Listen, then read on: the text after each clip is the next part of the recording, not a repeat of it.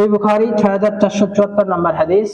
قال رسول الله صلى الله عليه وسلم من يضمن لما بين لحييه وما بين رجليه يضمن له الجنة।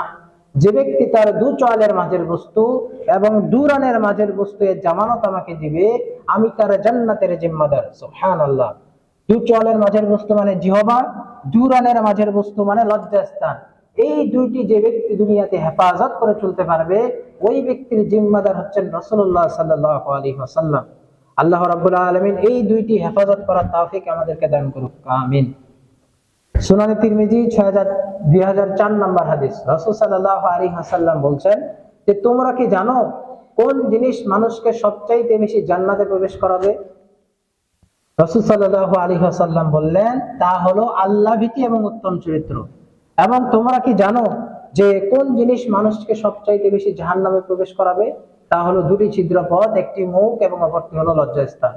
তাহলে সবচেয়ে বেশি জান্নাতে প্রবেশ করাবে আল্লাহ ভীতি, তাকওয়া এবং উত্তম চরিত্র, উত্তম আখলাক। সবচেয়ে বেশি জাহান্নামে প্রবেশ করাবে কোন দুটি জিনিস? দুটি জিনিস, একটা হচ্ছে মুখ, অপরটি হচ্ছে লজ্জাস্থান।